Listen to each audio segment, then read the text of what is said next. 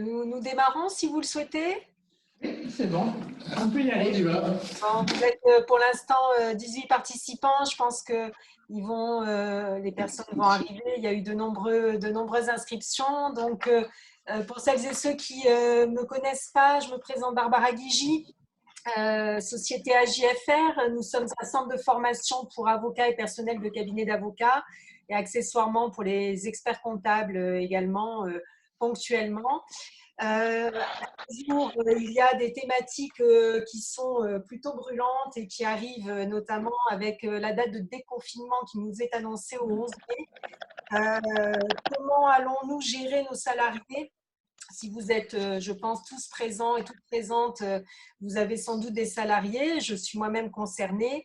Et effectivement, il va y avoir des obligations des employeurs, la législation qui nous est imposée. Et pour ce faire, nous avons aujourd'hui deux spécialistes dont je remercie la présence donc, de maître Sophie Gomila et maître Cédric Bianchi, qui vont, j'espère, répondre à beaucoup d'interrogations que nous nous posons. Et je pense que c'est chaque jour que nous avons des interrogations sur plein de domaines, et notamment le droit du travail. Je vais remercier également Alexandra Traval, qui va s'occuper de la communication, puisqu'elle est également spécialiste en la matière. Donc, je vais laisser la main à nos spécialistes.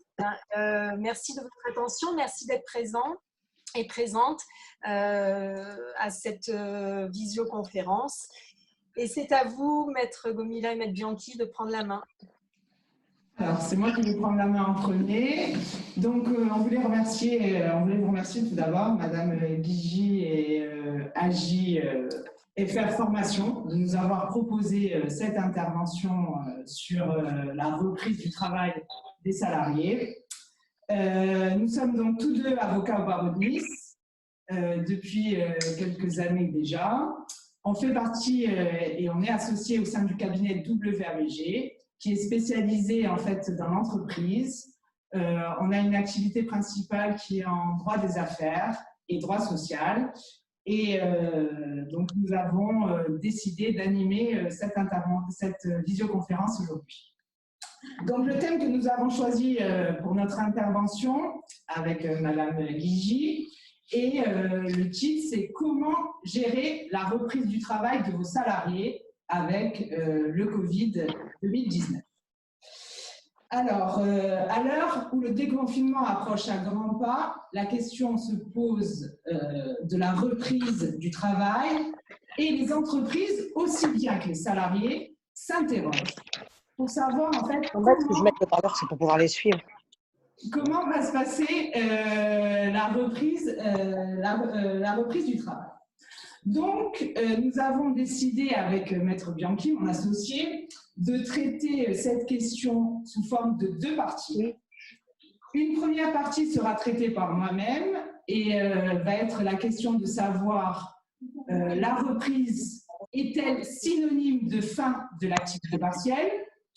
Et le deuxième axe qui sera abordé par l'associé maître Bianchi est comment protéger les salariés du Covid-19 sur leur lieu de travail. Donc, on va faire une intervention qui va se passer en deux étapes.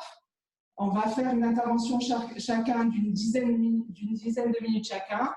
Et ensuite, vous pourrez poser vos questions et nous essayerons d'y répondre dans la mesure du possible. Donc, premier axe qui va être abordé, c'est la question de savoir si la reprise va marquer la fin de l'activité partielle. Alors, je vais vous faire tout d'abord un petit rappel sur l'activité partielle. L'activité partielle, qui est plus communément appelée chômage partiel ou chômage technique, est revenue sur le devant de la scène avec le Covid-19. C'est un système qui est régi par le Code du travail et qui permet à des entreprises, lorsqu'elles font face à des difficultés économiques, qui les contraignent à réduire temporairement leur activité, de diminuer le temps de travail des salariés. Alors, beaucoup d'entreprises ont eu recours à ce régime au cours des dernières semaines et beaucoup de salariés sont concernés par cette activité partielle. Le régime de l'activité partielle a été grandement modifié au cours des dernières semaines. Donc, comme le rappelle le slide que vous avez à l'écran, vous allez voir, il y a différents textes qui sont rentrés en vigueur. Il y a eu pas moins de 6 textes, des décrets, des ordonnances qui sont venus en fait essayer de simplifier le régime de l'activité partielle pour le rendre accessible à plus de salariés, parce qu'à l'origine, certains salariés étaient exclus de ce dispositif. Donc, ces ordonnances et ces décrets ont permis de rendre accessible ce régime à un ensemble relativement vaste de salariés. Et ensuite, ces textes sont également venus permettre un assouplissement du régime d'indemnisation pour que les salariés soient le plus remboursés possible et que les employeurs puissent eux aussi être remboursés au niveau de l'activité partielle et que ça coûte moins cher pour leur entreprise. Alors, il convient également de souligner que l'activité partielle, en fait, elle peut prendre 2 formes principales. Les 2 formes principales de l'activité partielle sont premièrement la réduction du temps de travail. C'est-à-dire que dans ce cadre-là, l'activité partielle ne va pas être à plein temps. On va permettre à des salariés de travailler un certain temps et d'être en activité partielle une partie du temps aussi. Donc, on peut avoir une activité partielle, par exemple, à 50% et des salariés qui vont continuer à travailler à 50%. Ça, c'est la première forme d'activité partielle.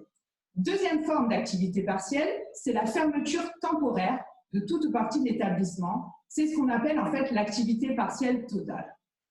Elle a concerné en fait les entreprises qui ont dû fermer avec le Covid principalement, et même d'autres entreprises parce que du fait du confinement, les entreprises ont été obligées de recourir à l'activité partielle totale puisqu'ils n'avaient plus de travail à fournir à leurs salariés et que le télétravail n'était pas envisagé. Donc ça, c'était pour vous rappeler les grandes lignes de l'activité partielle afin que vous puissiez en mesurer toute la perspective et les conséquences. Donc, la question qui va se poser maintenant aux entreprises et aux salariés également, c'est est-ce que l'on se dirige vers la fin de l'activité partielle totale? Le déconfinement, comme on l'a dit, devrait intervenir le 11 mai prochain. La plupart des entreprises, y compris les commerces, vont réouvrir et reprendre leur activité.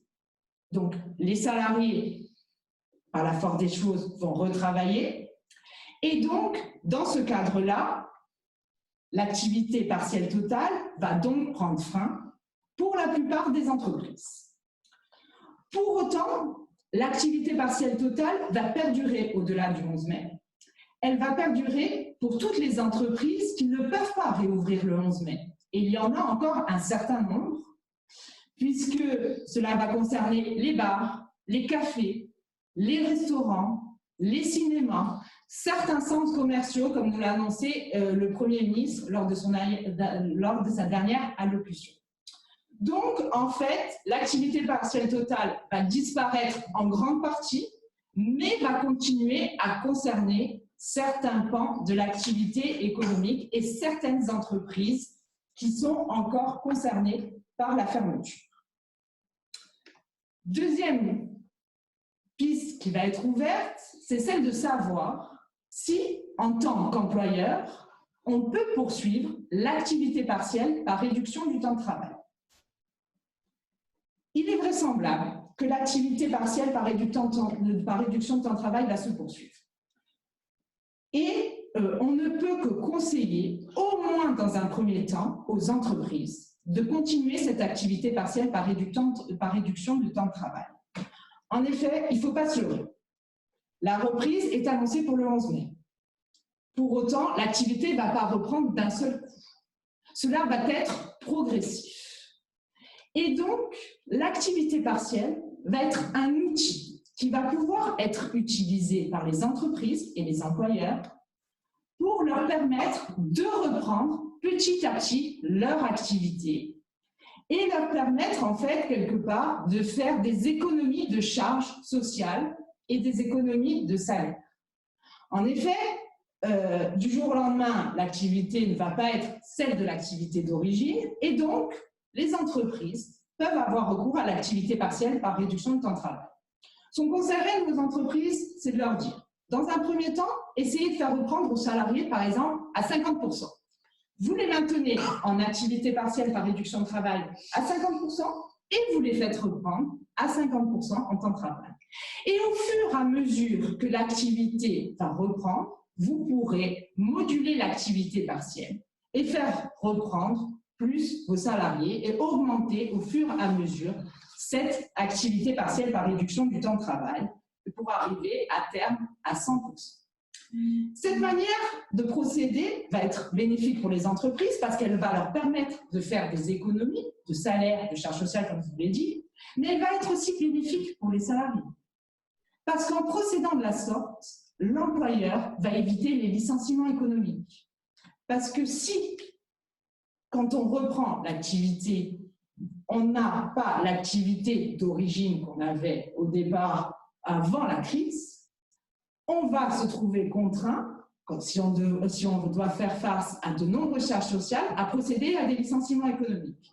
Et ce mécanisme de l'activité partielle va permettre de faire face à la réduction d'activité et donc d'éviter à terme des licenciements économiques, ce qui est bien sûr bénéfique pour les salariés. Pour autant, il convient de souligner qu'il y a deux limites à cette poursuite de l'activité partielle. Il y a une première limite, c'est le contingent d'heures indemnisables. Ce contingent d'heures indemnisables, il a été modifié par l'arrêté du 31 mars 2020 pour le faire passer quand même à 1607 heures par salarié jusqu'au 31 décembre 2020. Donc, ça laisse quand même de la marge à l'employeur parce que même s'il a recouru pour l'instant à l'activité partielle totale, il a encore un quota d'activité partielle qu'il va pouvoir utiliser jusqu'au 31 décembre 2020 qui va lui permettre de faire face à la reprise progressive de son activité. Donc, il y a cette première limite qui est le contingent d'heures indemnisables. La deuxième limite, c'est la durée totale de l'activité partielle. À l'origine, cette durée totale de l'activité partielle, elle était seulement de 6 mois. Les différents décrets et différentes lois qui sont entrés en vigueur au cours des dernières semaines l'ont porté à 1 an. Qu'est-ce que cela signifie?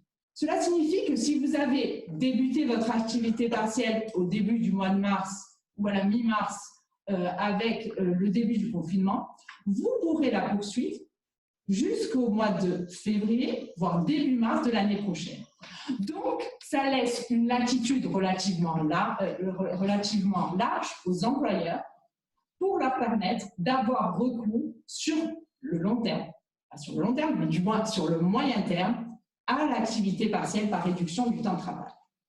Enfin, dernière piste qui peut être utilisée par les employeurs et appliquée aux salariés, c'est l'individualisation de l'activité partielle. Cette individualisation de l'activité partielle a été instaurée par la dernière ordonnance qui est intervenue en la matière, c'est l'ordonnance du 22 avril 2020. Cette individualisation est une dérogation au principe général de l'activité partielle. Qu'est-ce qui se passe en matière d'activité partielle en général?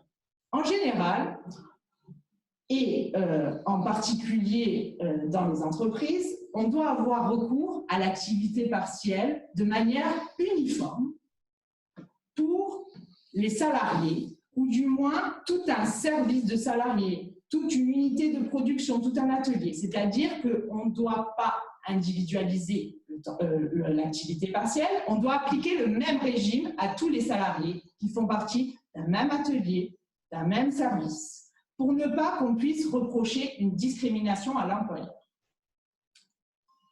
Cela est, ce régime général a été amendé par cette ordonnance du 22 avril 2020 qui permet donc, comme je vous le disais, une individualisation de l'activité partielle. Qu'est-ce que l'individualisation de l'activité partielle?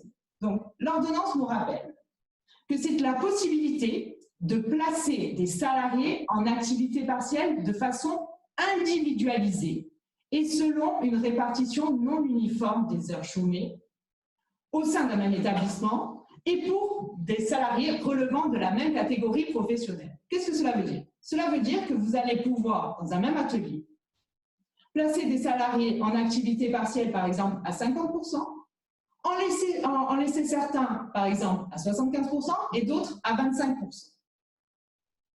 Pour autant, certaines conditions sont posées, bien sûr, par cette ordonnance pour avoir recours à cette individualisation de l'activité partielle.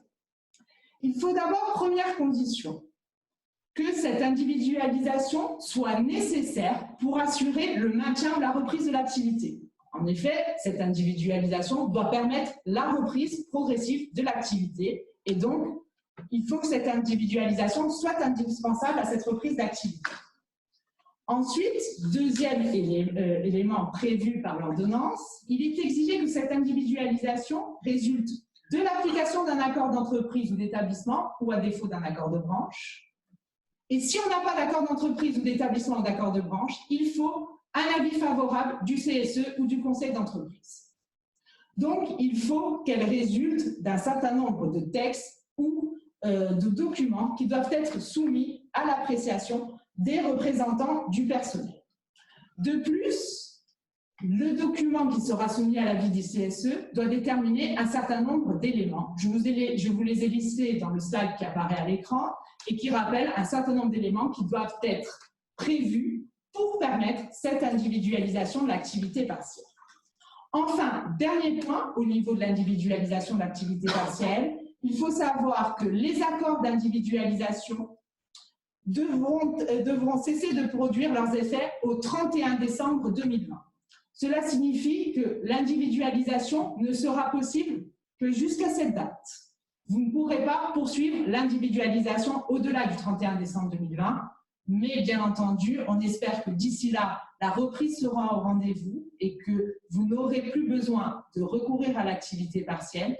Pour autant, il vous appartiendra quand même de protéger vos salariés. Et je laisse donc la parole à Cédric Bianchi qui va nous parler de la question de savoir comment protéger les salariés du Covid-19 sur le lieu de travail. Merci Sophie. En effet, l'activité va reprendre pour ceux pour qui elle s'était arrêtée. Elle va petit à petit augmenter. L'activité partielle est un outil qui est donné, mais néanmoins, les salariés, il faut les accueillir et il faut les protéger. Il faut les protéger humainement, il faut les protéger aussi parce que c'est une obligation de l'employeur. Il est tenu d'une obligation de sécurité de résultat. Qu'est-ce que ça veut dire? L'employeur n'est pas tenu de faire en sorte qu'aucun de ses salariés n'ait le Covid-19. Il pourrait l'attraper d'ailleurs en dehors de l'entreprise. Par contre, à partir du moment où on sait qu'il y a un danger, on sait qu'il y a un virus qui circule, on sait que certaines personnes peuvent en mourir de ce virus, il faut avoir conscience de ce danger et il faut prendre les mesures nécessaires pour préserver les salariés. Prendre les mesures nécessaires, ce sont les mesures déjà qui sont prévues dans le Code du travail. C'est un article, l'article L4121.1 du Code du travail, qui indique ce que doit faire l'employeur. Des actions de prévention, des actions d'information et de formation, et la réponse, puisqu'il ne sert à rien de savoir, d'informer s'il n'y a pas une réponse, c'est la mise en place d'une organisation et des moyens qui sont adaptés. C'est très général. Concrètement, qu'est-ce que ça veut dire? C'est-à-dire que l'employeur n'a pas à garantir qu'un salarié sera infecté, il doit faire le maximum. Et s'il fait le maximum, s'il fait ce que le gouvernement actuellement et les autorités sanitaires préconisent, sa responsabilité derrière ne pourra pas être valablement engagée par des salariés ou par éventuellement des héritiers de salariés. Plus concrètement encore, qu'est-ce qu'il doit faire? D'abord, il doit procéder à l'évaluation des risques encourus. Qu'est-ce que ça veut dire? C'est-à-dire que s'il a des représentants du personnel, il doit les prendre avec lui, faire le tour des postes de travail et regarder poste par poste, activité par activité, quels sont les risques de propagation du virus et comment répondre à ces risques. Quelles mesures mettre en œuvre pour répondre à ces risques. Tout ça, ça se fait avec les représentants du travail quand il y en a. Et ensuite, ça se formalise dans un document que chaque entreprise doit avoir. C'est le document unique d'évaluation des risques professionnels. On appelle ça le DUERP. Donc, ce document formalise quels sont les risques, formalise quelles sont les réponses, et il doit être mis à jour à chaque fois qu'il y a des risques nouveaux. Le coronavirus, le Covid-19, est effectivement un risque qui existe actuellement. Une fois qu'on a mis ça en place, on ne le fait pas seul, j'ai dit il y a les représentants du personnel, on peut le faire aussi, dès que c'est possible, avec le médecin du travail. Il est là pour ça, il est là aussi pour aider les employeurs, justement, à protéger les salariés. Et ensuite, quand on a mis toutes ces mesures en place, il faut former les salariés, il faut les informer.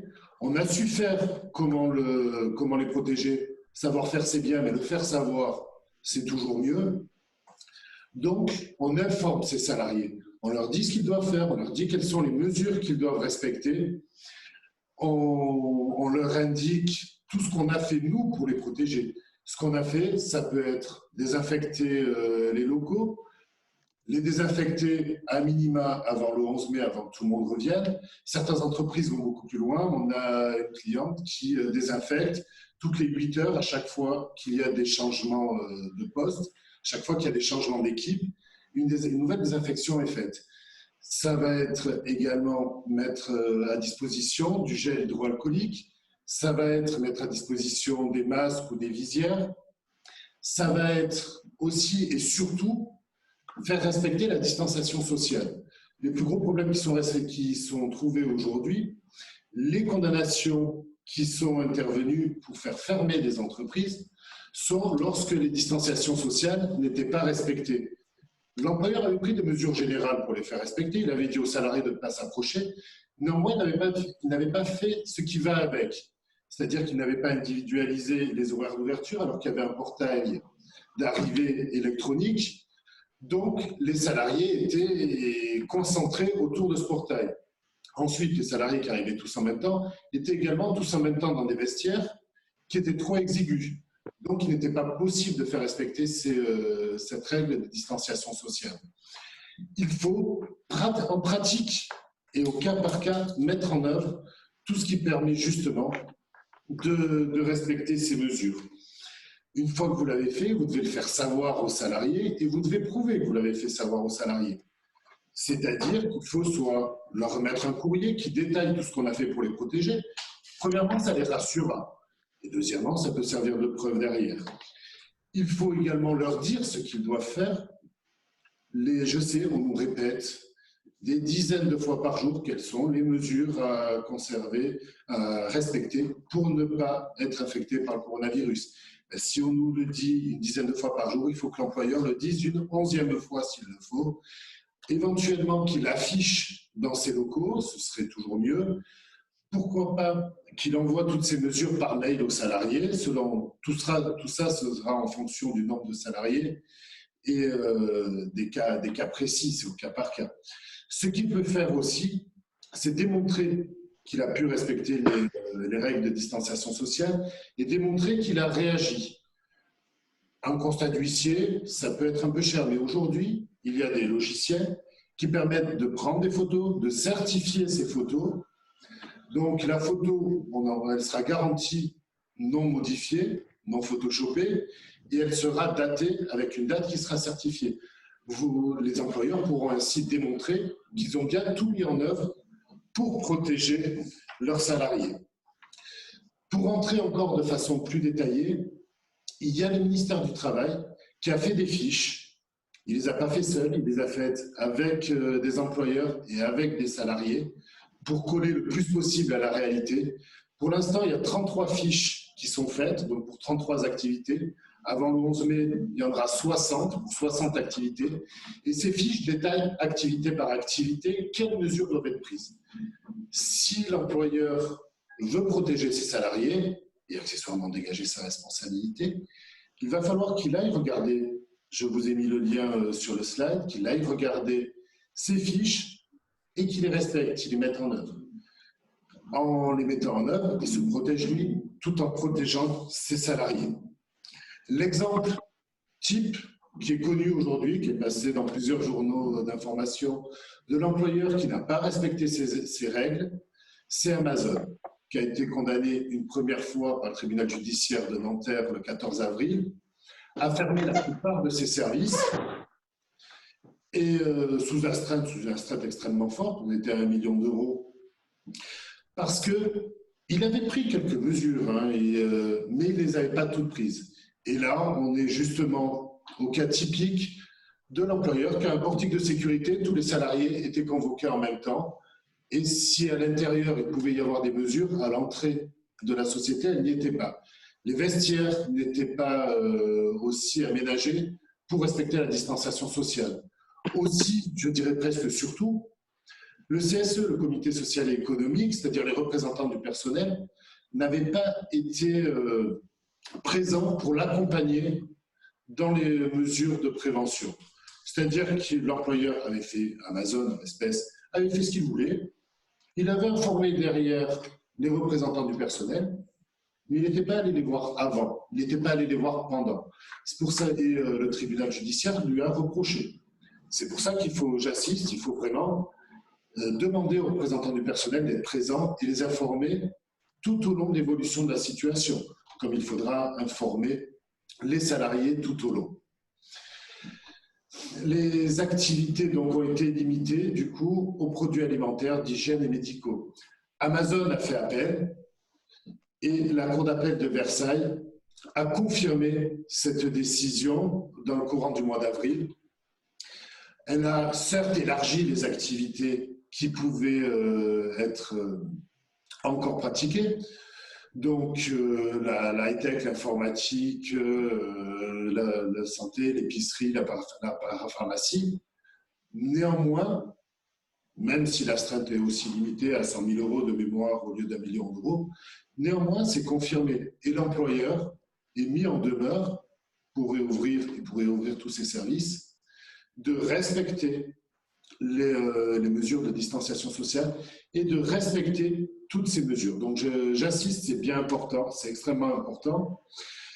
3 conséquences seraient possibles si l'employeur ne les respectait pas. La première, certes, ce ne sera pas le petit employeur. Là, on parle d'Amazon. Il y a la Poste aussi qui a été condamnée dans les mêmes conditions. C'est moins risqué pour un petit employeur de ce côté-là, mais on pourra ordonner sa fermeture jusqu'à ce qu'il respecte les mesures sanitaires. Deuxième risque, la responsabilité civile de l'employeur. À partir du moment où il n'a pas pris toutes les mesures nécessaires alors qu'il était informé d'un risque, il peut, si un salarié tombe malade et tombe gravement malade, sa responsabilité peut être engagée et il commettra une faute qualifiée d'inexcusable dans ce cas-là. Éventuellement, le risque sera plus rare, mais néanmoins, il est beaucoup plus important. Il pourrait éventuellement y avoir un risque d'engagement de sa responsabilité pénale. Parce que si on sait qu'il y a un risque, si on sait qu'il y a un virus, si on sait que ce virus a tué des gens et qu'on ne met pas tout en œuvre, ou au maximum ce qu'on peut mettre en œuvre pour protéger ses salariés, il peut y avoir une mise en danger de la vie d'autrui, entre autres. Donc les risques sont importants, la réaction est connue, maintenant il faut la mettre en place et il faut le faire savoir. Et en tout état de cause, ce sera l'intérêt des salariés, mais également de l'employeur, puisque les salariés qui seront bien formés, qui seront bien informés, viendront travailler et auront plus de plaisir et d'allant à venir travailler et travailleront dans de meilleures conditions. Voilà, maintenant, si vous avez des questions, je vous écoute.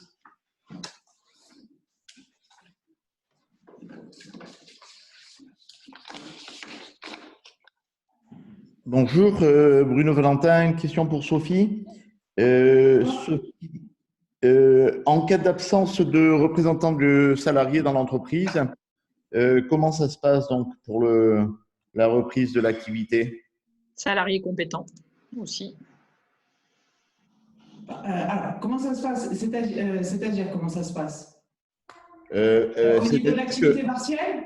Oui, c'est-à-dire qu'en fait, en cas d'absence, si on n'a pas de représentant des salariés dans l'entreprise, qui on consulte? Est-ce qu'on consulte tout le monde? Est-ce que… Alors, non, dans ce cas-là, on ne va pas consulter. On va pas consulter les délégués du personnel puisqu'ils n'existent pas. Ce qu'il faut faire, c'est qu'il faut informer les salariés au fur et à mesure. C'est ça l'essentiel, en fait. Il faut prouver que l'information des salariés a été faite au fur et à mesure. Voilà, il faut pouvoir le prouver ensuite. Donc, il faut laisser une trace, donc un mail, une une prise de connaissance ou la remise d'un document avec accusé de réception des salariés, mais il faut pouvoir prouver a posteriori que les salariés ont été informés au fur et à mesure des mesures qui ont été mises en place, que ce soit au niveau de l'activité partielle ou au niveau de la protection des salariés. Une question subsidiaire. Il faut bien évidemment, en cas de réouverture, alors que le télétravail est encore possible, il faut quand même solliciter les salariés sur la base du volontariat, j'imagine. Alors, le télétravail reste et demeure la priorité lorsqu'il est possible. Donc, en tout état de cause, effectivement, la première mesure de précaution quand le télétravail est possible, ça va être de continuer ce télétravail. C'est la première mesure de précaution pour les salariés. D'accord. Donc, fortement recommandé. Très fortement. Au moins jusqu'au 2 juin, d'après ce qu'a indiqué déjà dans un premier temps le Premier ministre. Après, il faudra voir, bien sûr, en fonction de l'évolution de la situation. Et dans ce cas-là, si des salariés, pour cause d'isolement, par exemple, souhaitent venir travailler au bureau, quel est le risque civil, par exemple, du chef d'entreprise? Il faudra mettre en œuvre toutes les mesures de précaution nécessaires. Effectivement, s'il y a un risque, il y a pour certains salariés un risque psychosocial à rester confinés. Donc, ce risque, il faut le prendre en compte et l'employeur doit balancer justement ces risques. S'il peut dès lors faire venir les salariés qui le souhaitent sur le lieu de travail, les faire alterner avec ceux qui télétravaillent justement pour faire respecter ces distanciations sociales. Si on a 10 salariés dans un local, il faut au moins le diviser par 2 et faire tourner les salariés. Moins ils sont nombreux, plus la distance sera respectée. Mais effectivement, les déconfiner, les faire venir, ça peut être un moyen justement de les protéger également, à condition de tout mettre en œuvre à l'intérieur, c'est-à-dire qu'il y ait des masques ou des visières, c'est-à-dire qu'il y ait du gel, c'est-à-dire qu'on fasse en sorte que les gens restent suffisamment éloignés. Souvent, ça se fait d'ailleurs de façon naturelle dans des entreprises. Il y a pas mal d'entreprises où naturellement les salariés ont mis en place des sens de circulation dans les bureaux pour justement respecter cette distanciation sociale de façon rationnelle. D'accord. Et dans ce cas-là, s'il y en a qui souhaitent revenir, il faut peut-être aussi leur demander de l'exprimer eux-mêmes. Oui, ça serait bien, se garder la preuve que le salarié l'a exprimé lui-même, a exprimé sa volonté de revenir travailler, favoriser cela, parce que c'est vrai que certains ont du mal à supporter ce confinement et voilà, ils veulent revenir travailler, et les faire peut-être travailler certains jours au bureau et les faire télétravailler d'autres jours. Ça peut être aussi une solution concrète pour essayer de respecter les règles et éviter qu'on puisse venir le reprocher ensuite à l'employeur. Merci. De rien. Alors, nous avons aussi une question de Monsieur Gilles Naon. Suis-je obligé de fournir des masques à mes salariés? Alors, obligé, ce n'est pas une obligation formelle. Néanmoins, là encore, je vais renvoyer vers les fiches pratiques, activité par activité qui ont été faites. Tout dépend de l'activité. Il y a des activités où ça va être obligatoire. Il n'y aura pas le choix. Des activités où ce sera fortement recommandé. Après, tout dépend. S'il y a un salarié qui vient travailler, qui n'a de contact avec quasiment personne, il vaut mieux l'aider en lui fournissant des masques. Ce ne sera pas forcément obligatoire. Maintenant, on est toujours sur le principe de sécurité maximale et je conseille vivement de les fournir, même dans les cas où ce ne sera pas obligatoire. Question? C'est possible? Alors, oui, je vous en prie. Bonjour à tous, merci pour votre intervention. En fait, j'avais 2 questions. On a pas mal travaillé avec notre cabinet sur le maintien de l'activité dans des entreprises, sur le 06 83 13. Et là, on se prépare justement à intervenir sur la reprise d'activité, qui n'est pas la même. On vient de voir aujourd'hui sur LinkedIn une offre portée par les huissiers d'un label legalpreuve.fr. Qu'en pensez-vous? Alors, je vous prends peut-être à brûle-pourpoint sur le sujet, mais en fait, ils ont créé un site internet, les huissiers, dédié sur ce label pour communiquer, peut-être principalement sur les commerçants. Moi, j'en ai déjà entendu parler de ce principe-là, parce que c'est un huissier de Nice, je crois, qui avait mis au point ce système-là il y a quelques mois déjà. Il avait lancé une application qui consistait en fait à permettre, c'est pas un véritable constat d'huissier, d'accord ? C'est juste qu'on peut prendre donc en photo, d'accord, avec une date certaine, un événement. C'est-à-dire que là, pour les salariés notamment, on pourra prendre en photo le fait qu'on a mis à leur disposition des gels, des masques, etc. Et donc, ce moyen, ce sera en fait un commencement de preuve. Ça sera un des éléments du faisceau d'indices qui pourra être mis en œuvre par l'employeur pour prouver qu'il a bien respecté ses obligations. Mais effectivement, dans la mesure où ce n'est pas photoshopable, où c'est daté, c'est un moyen qui est bien plus important que la simple photo qu'on prendrait nous. Oui, après on passe des commandes de matériel, on a les factures aussi, donc bon. Voilà, ça fait partie. Mais de toute façon, tous les éléments, il va falloir les conserver. Constituer, voilà. Ouais. Voilà. Et il va falloir faire attention, effectivement, que ce soit bien un site qui est porté par des huissiers de justice. Oui. Et la deuxième question, merci beaucoup. En fait, on a eu le cas hier chez un client qui a fait du maintien d'activité. Et il y a un salarié qui se met à tousser à plusieurs reprises, à éternuer sur le lieu de travail et les collègues s'affolent. C'est un client qui a mis en place toutes les dispositions avec une IPRP sur le maintien. Est-ce que l'employeur nous demande, puis-je légalement contraindre le salarié à rentrer chez lui et à ne revenir qu'après avis médical favorable? Comment puis-je savoir qu'il s'agit d'une simple allergie liée à la période et non à du Covid? Puis-je imposer à mon salarié de demander un certificat au médecin attestant qu'il s'agit d'une allergie? On a eu le cas hier. Donc...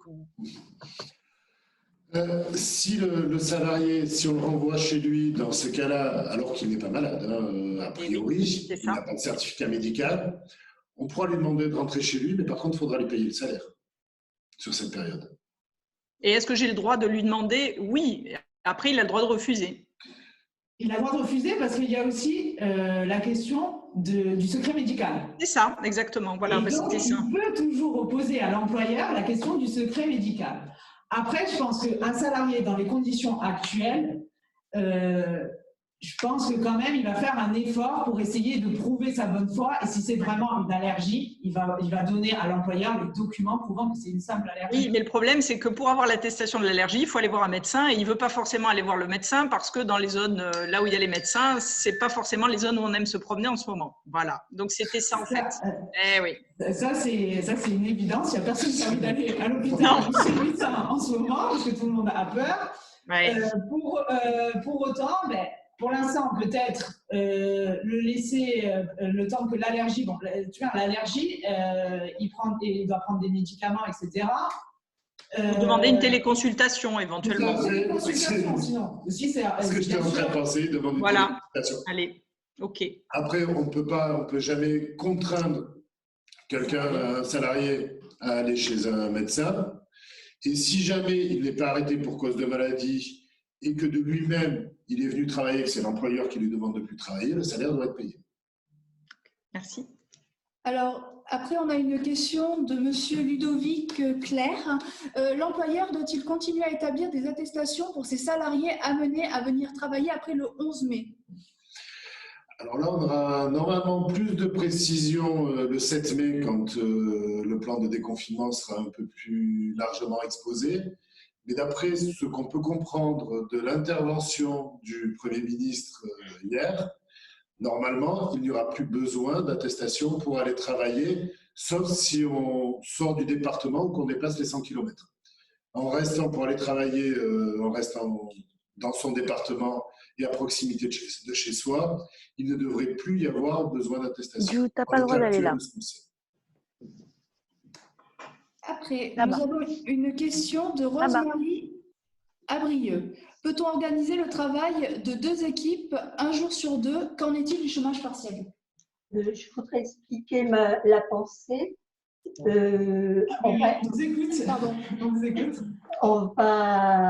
On espère maximum 50% du travail à la reprise. Et dans la mesure où il peut y avoir des contaminations, travailler avec 2 équipes, 50% une équipe, 50% l'autre équipe qui ne travaillerait pas en même temps, de manière à ce que si une équipe est confinée, on ait l'autre éventuellement qui puisse travailler. Au départ, on avait pensé 15 premiers jours une équipe et 15 autres une autre. Mais là, vous venez de dire qu'on pourrait organiser le travail un jour sur deux, par exemple, à condition que le magasin soit nettoyé, stérilisé, etc. Tout à fait, ça rejoint les deux interventions justement. C'est que l'activité partielle, on n'est pas obligé de la mettre à 100%. On peut la mettre du coup à 50% pour reprendre votre exemple. Le salarié sera payé par vous durant son temps de travail. Il y aura une allocation de chômage partiel durant le temps chômé. Et s'il est à 50%, effectivement, vous pouvez faire venir les équipes un jour sur deux ou une semaine sur deux. Ça, c'est votre organisation interne, mais c'est tout à fait possible. Ça permettra à la fois de permettre à l'activité, au travail des salariés de suivre votre carnet de commande et de respecter les mesures de distanciation sociale et les mesures d'hygiène actuelles. Alors, une autre question, quand il n'est pas possible dans un magasin d'avoir une distanciation pour les salariés, c'est compliqué. Par contre, ils auront des masques FFP2, enfin on espère du moins, on a la commande. C'est difficile, ça peut être mis en cause. Et comment peut-on agir dans ce sens? C'est compliqué. Déjà on ne l'a pas avec les clients. Hein. Déjà, on ne l'a pas avec les clients puisqu'on a des prises de mesures. Mais entre salariés, ça sera compliqué, les espaces. Alors, déjà, je pense que vous avez pris les premières mesures. C'est s'il n'y a pas la possibilité de respecter exactement ces distances de sécurité dans un magasin et que de toute façon, on réouvre les magasins, il va falloir prendre les mesures avec. Normalement, il doit y avoir votre activité sur le site du ministère du Travail avec les mesures à prendre, mais les masques, ce sera indispensable. Le gel hydroalcoolique, il faudra faire attention, soit qu'il soit aux normes d'ailleurs, soit qu'il ait plus de 65% d'alcool, puisque sinon, il sert plus à faire de belles mains qu'à protéger du virus. Mais ce gel hydroalcoolique, c'est nécessaire. Protéger les salariés, ça va être aussi protéger vis-à-vis des clients. Le Premier ministre a indiqué qu'il allait faire en sorte que les commerçants aient la possibilité de refuser l'accès au magasin aux clients qui ne porteront pas de masque. Ça aussi, c'en est un. Parce que respecter les distances de sécurité, c'est entre salariés, c'est aussi entre le salarié et le client, donc ce sera un élément aussi. Sur les conseils de Marielle, on a prévu des masques pour les clients. Voilà. Oui, je pense que c'est nécessaire parce que voilà, dans une situation exceptionnelle. Et après, le problème, c'est que vous avez aussi besoin de clients. Donc, c'est un peu embêtant s'il y a des clients qui se présentent sans masque et vous ne pouvez pas les recevoir. Donc, peut-être à vous de les fournir pour permettre à vos clients de venir acheter dans votre magasin aussi. Ça peut être une solution. Et la troisième mesure dans ce cas-là, c'est celle que vous avez annoncée, que vous envisagez de faire, c'est effectivement l'activité partielle pour diminuer les effectifs et donc augmenter la distance entre les salariés. À part qu'elle ne sera pas vraiment respectée, les vestiaires, etc. quoi. Alors pour les vestiaires, oui, pour les vestiaires, s'il y a des vestiaires de salariés avant, il va falloir organiser aussi les horaires de travail, l'horaire d'arrivée de travail, pour qu'il n'y ait pas plusieurs personnes dans les vestiaires en même temps s'il n'y a pas la distance. C'est l'arrêt Amazon dont j'ai parlé tout à l'heure. Et d'ailleurs, il y a le ministère du Travail qui a fait des fiches là-dessus, qui sont très bien faites sur le site du ministère du Travail, pour notamment la circulation des salariés dans les vestiaires. Donc, je vous invite à aller les consulter parce que ça peut apporter des éléments et des idées à mettre en place pour respecter ou pour du moins essayer de mettre en œuvre cette distanciation sociale le plus possible. Merci. De rien. Alors, nous avons une autre question de Madame Véronique. Bonjour, pouvez-vous m'indiquer si des dispositions particulières sont mises en place lorsqu'il n'y a qu'un seul salarié? Oui, déjà je parlais tout à l'heure de la désinfection des locaux. Ce n'est pas nécessairement partout une obligation, mais c'est toujours préférable, ne serait-ce que pour assurer les salariés. Donc ça, c'est une mesure qui peut être prise. Il peut y avoir qu'un seul salarié, il peut y avoir des clients. Donc, comme je disais, excusez-moi, je vous écoute. Oui, je vous en prie. Véronique Jouot. Donc, je voulais simplement vous demander, dans le cas d'une société avec un seul salarié, s'il y avait des dispositions particulières ou s'il convient simplement d'appliquer les dispositions générales qui sont prises. Alors, tout va dépendre de l'activité, du contact avec la clientèle, mais je dirais que c'est les dispositions particulières qui correspondent à l'activité, même s'il n'y a qu'un seul salarié. Après, tout dépend si c'est une personne qui est seule dans un bureau qui ne reçoit pas de public ou si c'est un vendeur dans un magasin. Il n'y aura qu'une seule personne aussi, mais les dispositions sont différentes. D'accord. Je vous remercie beaucoup.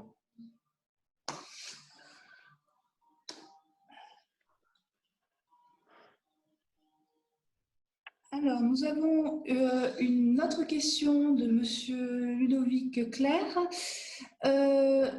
J'ai entendu parler d'une obligation post-déconfinement de maintien d'au moins une journée de télétravail pour les salariés déjà en télétravail dont le poste le permet. Est-ce une obligation pour l'employeur et jusqu'à quand? Non. Alors, ce n'est pas une obligation pour l'employeur, ça c'est une évidence. Mais pour autant, le gouvernement a bien indiqué qu'au moins jusqu'au 2 juin, il fallait favoriser le télétravail pour les salariés pour lesquels c'est possible. Donc, ce qu'on peut conseiller, c'est dans la mesure du possible, continuer le télétravail, même si c'est un jour par semaine. Ça permettra aussi, comme on le disait tout à l'heure, de permettre un roulement des salariés dans l'entreprise et donc d'éviter, là aussi, les risques de contamination. Donc, le télétravail est à favoriser au moins dans un premier temps et une journée par semaine, ça peut être une bonne idée pour permettre le roulement des salariés.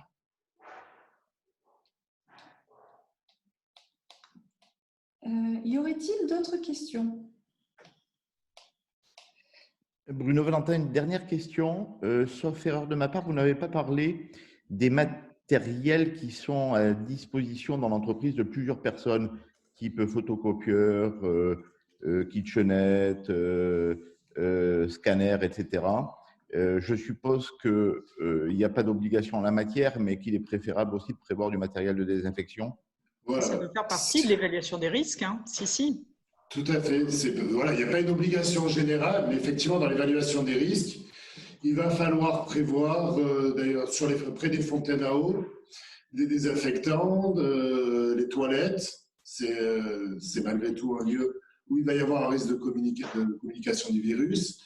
Tout ce qui est cuisine, tout ce qui est photocopieuse, il va falloir prévoir, du gel hydroalcoolique à proximité de ces endroits-là, la possibilité pour les salariés qui les utilisent de désinfecter avant, après leur passage, à base de lingettes, de produits désinfectants. Et là encore, Monsieur Valentin, j'ai vu sur le site du ministère du Travail, notamment pour les cuisines collectives, il y a des fiches pratiques qu'on conseille aux employeurs de mettre en œuvre, notamment pour le partage des denrées dans les frigos, ça peut se poser comme question, ou notamment aussi le passage des salariés devant le micro-ondes.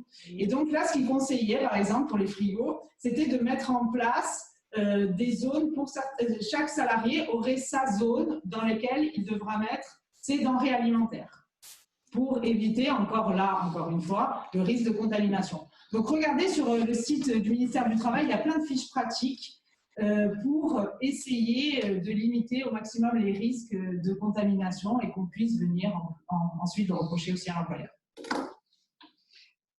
Alors, nous avons une question depuis le live Facebook. Quid si on décale les plannings par mesure de précaution, mais qu'un salarié refuse la modification de ses horaires et donc de son contrat? Sanction disciplinaire possible? Alors déjà, et donc de son contrat, pas forcément, puisque dans certains cas, les horaires sont dans le contrat de travail, mais si elles ne sont pas dans le contrat de travail, si on ne les modifie pas fortement, comme un passage d'un travail de jour à un travail de nuit, ce n'est pas une modification du contrat de travail, c'est une modification des conditions de travail. Donc, dans ce cas-là, il n'y a pas à avoir nécessairement l'accord du salarié avant de faire cette modification et cette adaptation des horaires. Alors, on va encore prendre peut-être encore 2 ou 3 questions. Alors, Il y a les salariés, mais il y a également des professionnels en freelance qui interviennent dans les sociétés. Je suppose que toutes les obligations restent identiques. Oui, c'est plus dans le droit du travail, mais effectivement, il convient toujours de protéger les autres, et ne serait-ce que pour se protéger soi également. Donc effectivement, les mesures de protection, les mesures de distanciation sociale devront être respectées vis-à-vis des freelances. C'est comme pour les clients, en fait. Comme pour les clients. Comme pour les clients, on peut même leur conseiller, au cas où s'ils viendraient sans masque, etc., de leur proposer de mettre à la disposition des masques pour qu'ils puissent se protéger et nous protéger aussi quand ils interviennent dans notre entreprise. Ça peut être une solution aussi. D'accord. Deux dernières questions, puis après peut-être qu'on arrête ou comme vous voulez. Allez, on continue. Alors, il y a une question qui rejoint un peu une précédente. Bonjour, est-ce qu'un salarié peut refuser de revenir sur son lieu de travail même si les mesures sont prises? Quelles sont les conséquences qui rejoint Alors, s'il refuse de venir travailler, c'est qu'il exerce ce qu'on appelle le droit de retrait. Sauf que le droit de retrait, on ne peut l'exercer que s'il y a un risque réel, important pour la santé. Si toutes les mesures ont été prises, le salarié ne peut pas légitimement exercer son droit de retrait. Donc, la première des conséquences, c'est qu'il perdra la journée de salaire, s'il refuse une journée, ou il perdra le salaire qui est de la période où il ne vient pas travailler. Et après, si le droit de retrait est vraiment considéré comme illégitime, il pourrait y avoir éventuellement des sanctions.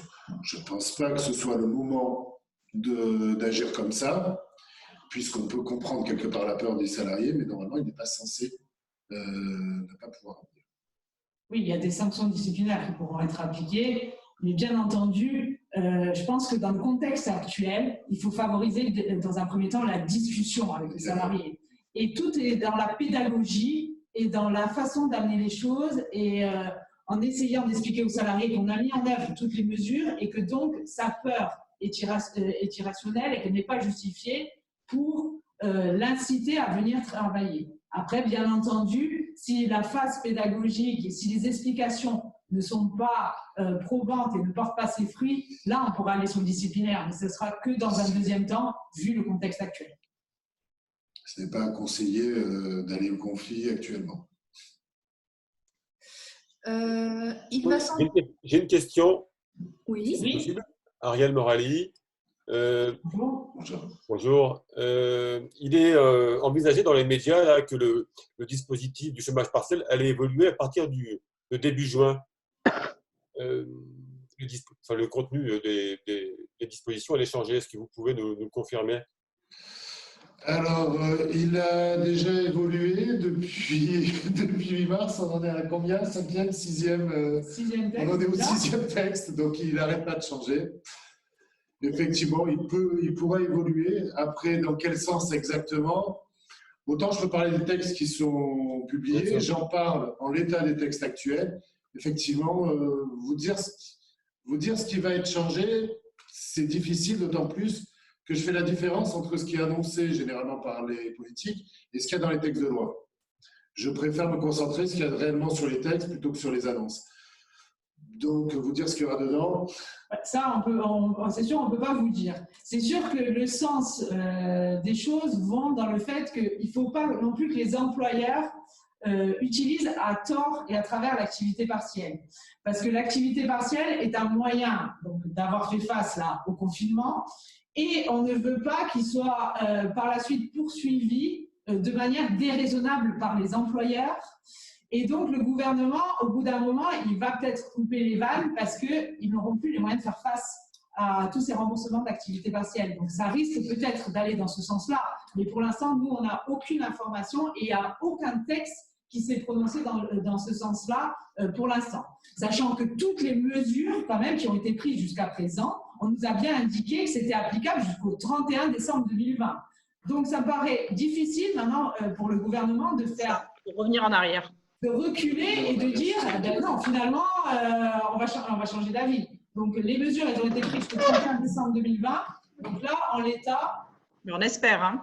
On l'espère, ça va continuer jusque le plus possible, quoi. Oui. C'est ce qui permettra de sauver des entreprises et des emplois. Des emplois et éviter des licenciements économiques. Parce qu'à terme, si on nous coupe les vannes du chômage partiel, mais c'est ce qui va arriver. Les employeurs ils seront contraints de licencier. Donc, au bout du compte, je ne sais pas si l'État y gagnera vraiment. Voilà. Bon, après, il faut prendre en compte que c'est les mesures qui ont été adoptées en France, que ce soit sur l'activité partielle, que ce soit pour les gardes d'enfants, il a été adopté nulle part ailleurs en Europe à ce niveau-là, et je crois nulle part ailleurs.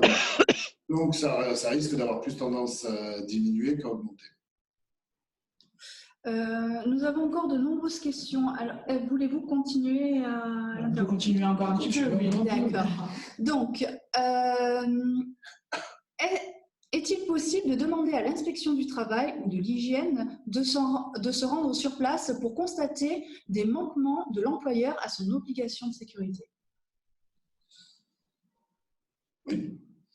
Oui, un salarié pourra toujours demander à l'inspection du travail ou à l'hygiène de venir voir. Mais bon, je ne sais pas si déjà les inspecteurs du travail auront le temps de faire ça déjà dans un premier temps. Déjà, et comme on conseillait aux employeurs le dialogue tout à l'heure, on peut conseiller aux salariés le dialogue aussi, de dire quelles sont ses peurs et de dire comment il serait rassuré s'il y a un problème avant.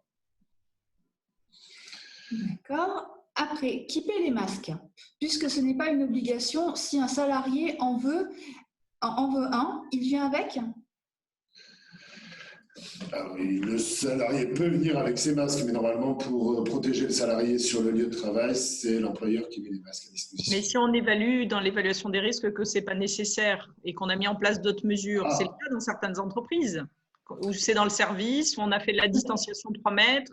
De toute manière, l'obligation des masques, pour l'instant, comme l'a indiqué le Premier ministre, ça va être obligatoire pour l'instant que dans les transports en commun publics. Donc, dans les entreprises, ce n'est pas réellement une obligation. Merci. Donc, il n'y a pas d'obligation pour l'instant. Après, il faut voir comment les choses vont évoluer et peut-être certaines zones, on a évoqué cette notion de zone rouge, zone verte, il faudra voir comment les choses évoluent et peut-être que les préfets et les maires prendront des dispositions différentes suivant les zones aussi. Il faudra voir. Alors, nous avons encore une question. Il va sans doute y avoir de nombreux licenciements?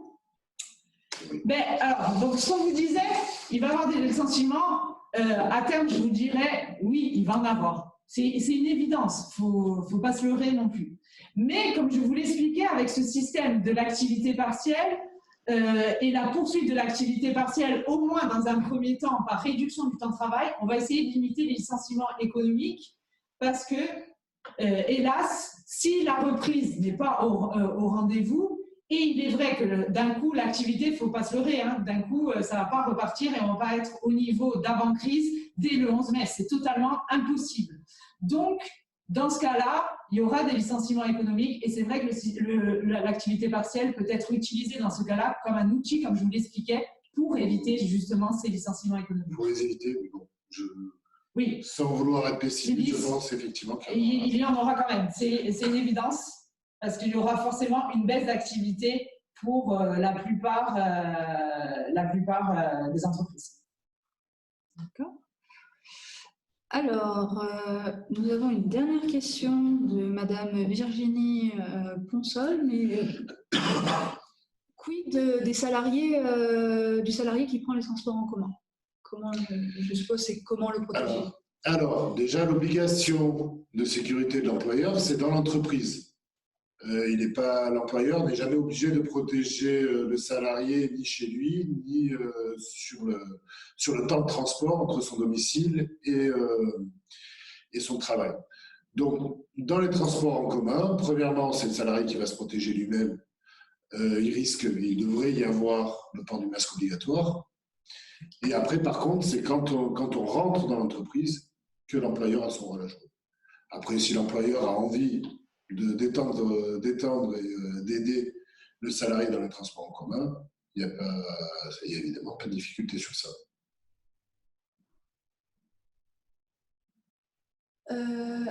Alors, nous avons encore une question. Le salarié peut-il toujours se mettre en maladie pour garde d'enfants si l'école n'est pas ouverte? Alors, c'est plus maladie pour garde d'enfants, c'est devenu activité partielle. Oui, c'est vrai que là, le système a changé, donc on ne sait pas encore les tenants et les aboutissants, puisque ce n'est pas encore, on ne sait pas sous quelle forme va être effectué le changement. Mais il est vrai que pas toutes les écoles reprennent le 11 mai, pas toutes les classes, suivant les classes, et puis elle va avoir un roulement, etc. Et donc, apparemment, donc le système va changer, on ne va plus être en maladie pour garde d'enfants, mais on va passer sous le système de l'activité partielle. Je ne sais pas comment ça va se passer au niveau de la déclaration, etc., parce que c'est une déclaration spécifique pour l'activité partielle, mais je pense qu'on en saura plus dans les quelques jours, voire quelques semaines à venir, puisque ça va intervenir incessamment sous peu. Donc voilà, normalement, ça va être l'employeur va faire une déclaration d'activité partielle. Le salarié touchera donc 70% de son brut, soit en moyenne, selon les activités, à peu près 84% du net. Ce qui paraît moins que régime actuel, puisque la plupart des salariés, avec la CPM, avaient un maintien de rémunération intégrale, ou à 90%. Néanmoins, pour beaucoup de salariés, ce maintien de rémunération est diminué, donc c'est aussi une des raisons qui a fait qu'on passe d'un système à un autre. Très bien, nous n'avons plus de questions. Donc, pour le bénéfice de l'activité partielle, il y en a une dernière. Oui, c'est pour le bénéfice de l'activité partielle des parents qui ne voudraient plus mettre leur enfant à l'école, il faudrait une attestation de l'école. Ouais. Voilà, c'était pas mal question. Il faudrait. Ouais, mais je ne sais pas, enfin voilà. Après, si c'est la décision des parents de ne pas mettre l'enfant à l'école, parce qu'il y a cette question-là aussi qui revient sur le devant de la scène, si c'est une volonté des parents, dans ce cas-là, je pense qu'ils ne pourront pas être indemnisés si c'est une volonté à eux, si c'est une décision à eux de ne pas mettre leur enfant à l'école. Oui, ça sera compliqué d'être indemnisé dans cette situation-là. Mais je pense qu'on aura des précisions le 7 mai sur ça. Oui, on attend les précisions. Et comment on va gérer, une petite dernière question, parce qu'on est sur du social, les demandes de congés, les demandes de récup, quels sont nos droits et nos possibilités en termes de refus ou d'acceptation? Parce que c'est un vrai sujet quand les gens vont déconfiner, ceux qui travaillaient ou ceux qui ont maintenu l'activité. Est-ce que les règles sur ça vont être plus souples? Est-ce qu'on a… Normalement, au niveau des congés, donc les règles ont été assouplies. Mais il faut, dans ce cas-là, il faut un comité social-économique pour valider les choses. Donc, pour toutes les toutes petites TPE qui n'ont pas de représentants du personnel, elles ne pourront pas ou imposer des congés ou imposer des RTT, etc. Pour autant, je pense qu'encore une fois… C'était pas imposé, c'était plutôt refusé en fait. Ah, c'était la question de refuser au salarié. Ouais, surtout. Ouais. Alors, après, comme je vous l'ai dit tout à l'heure, tout va être dans le dialogue, dans un premier temps. Il faut essayer de discuter avec les salariés et leur expliquer que pour préserver leur emploi, il faut peut-être qu'ils continuent à travailler pendant un certain temps et que les congés seront décalés. Oui. Et voilà, sur le volontariat, le dialogue avec les salariés, je pense que c'est ce qu'il faut favoriser, au moins dans un premier temps. Après, c'est encore plus important que d'habitude. Voilà. Ok. Une autre question? Bon, de toute façon, s'il y a une question qui vous revient que vous n'avez pas posée, vous pourrez toujours envoyer un mail, on pourra vous répondre par mail par la suite, sans difficulté. Avec grand plaisir. Avec grand plaisir. Très bien. Merci beaucoup. Merci beaucoup. Merci à vous Merci. pour votre intérêt. Au revoir. Je reprends la main très rapidement en vous remerciant également à vous deux. Il y a sans doute des tas de questions parce qu'au cas par cas, ça va être au fur et à mesure du retour à l'emploi. Et il y a eu déjà des questions extrêmement pertinentes et intéressante. Donc, mille merci aux participants pour vos questions et Sophie et Cédric pour toutes vos réponses extrêmement précises. Je vous dis à très bientôt, messieurs, dames. Merci Barbara. Au revoir. Au revoir. Merci à tous.